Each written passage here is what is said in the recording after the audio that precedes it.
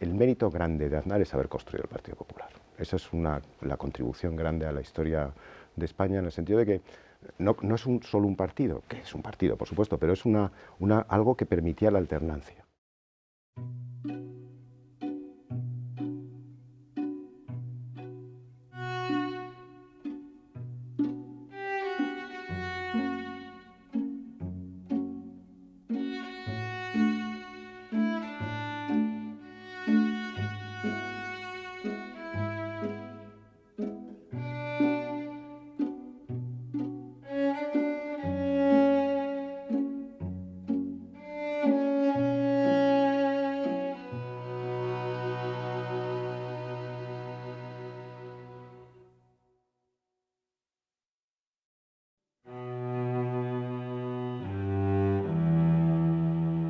Eso fue así, pero la media sonrisa era una sonrisa profunda. Es verdad que no conseguía mayoría absoluta, que el Partido Popular no conseguía mayoría absoluta, lo cual dejaba a Aznar en una situación complicada, ¿no? Porque después de tanto tiempo tenía que negociar con los nacionalistas o quien pudiera apoyarle para alcanzar el poder de verdad, pero al mismo tiempo había ganado. Para Aznar derrotar al Partido Socialista era la gran clave de esas elecciones, me parece.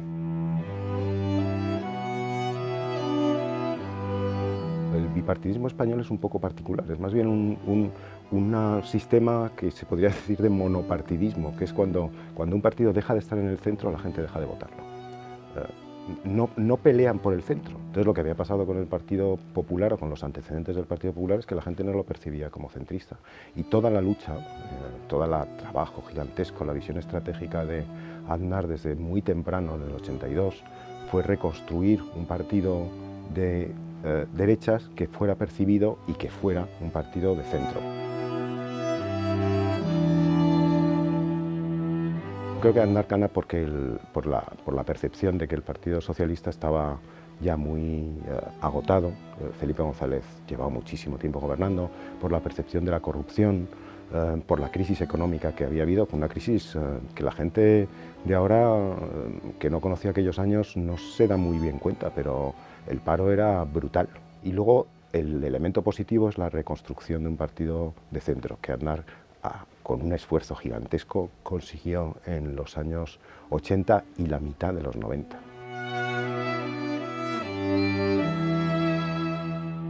Es que es al mismo tiempo un personaje muy carismático, no muy incluso antipático, vivido como autoritario, pero con capacidad, con cintura suficiente como para atraer al proyecto del Partido Popular gente que no es tan evidente que votara al Partido Popular, particularmente gente joven.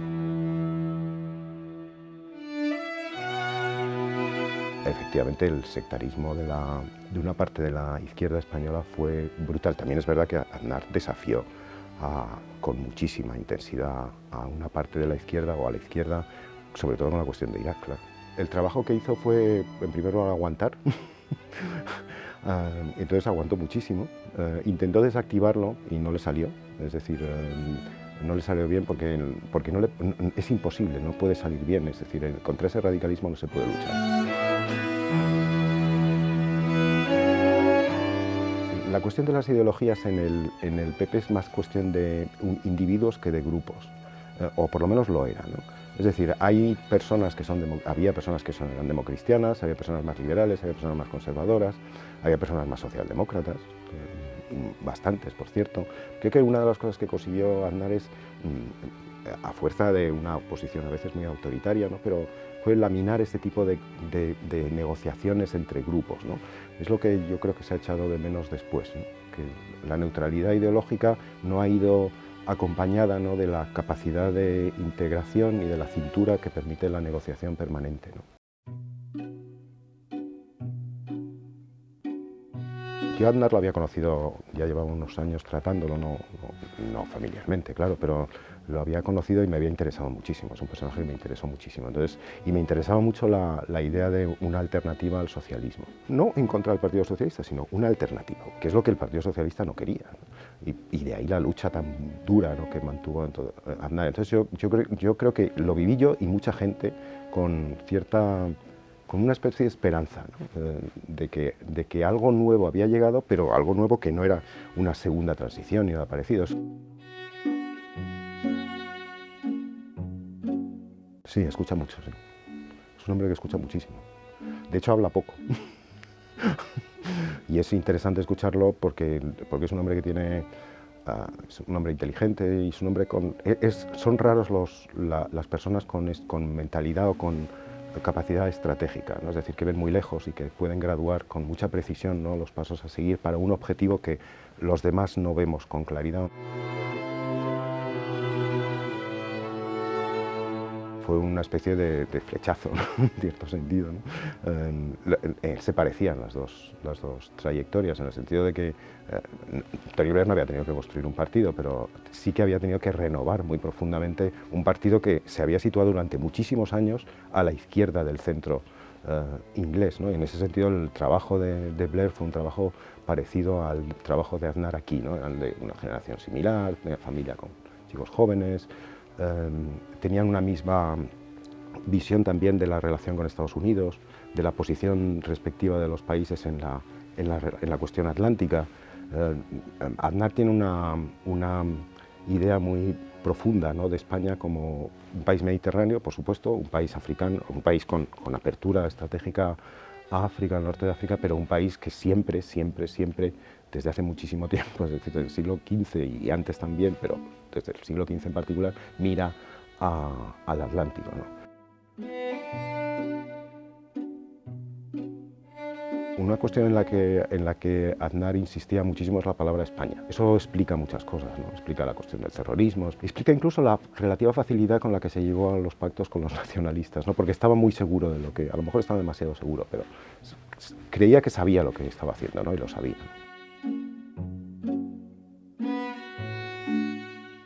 Sí, eso es una característica de aquella generación, sí. Gente poderosa, gente con enorme carácter, ¿no? Estaba Loyola de Palacios, que era deslumbrante, Rodrigo Rato, que entonces era un gran político, Álvarez Cascos, que también tenía una gran personalidad. Está relacionado con la guerra de Irak. Aznar planteó una especie de apuesta, ¿no? Estados Unidos está solo y nosotros vamos a recuperar el papel internacional que España perdió hace mucho tiempo apoyándolo. Entonces el apoyo era político y la jugada era política, ¿no?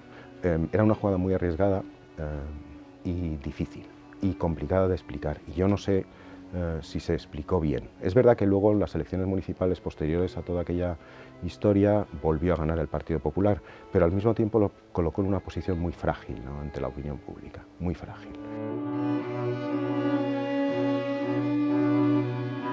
Vamos a ver, el juzgar un gesto como el de la Rajoy, como el de la selección de Rajoy para la sucesión, midiéndolo según lo que ha pasado después, me parece un poco... no me parece justo, no me parece justo nunca, ¿no? Rajoy dominaba el partido y Aznar sabía que su legado era el partido, y esa cuestión es fundamental. Otra cosa es la edad, es decir, es gente de la generación de Aznar que no era muy mayor, ni siquiera entonces, cuando Rajoy es designado sucesor, pero al mismo tiempo ya llevaba tiempo en el partido, de tal forma que no se saltaban las generaciones demasiado deprisa, ¿no? Aznar es un poco conservador en ese aspecto, ¿no? Y luego ya la cosa evolucionó por su cuenta, ¿no? Claro que el seleccionar un sucesor a dedo siempre es muy complicado.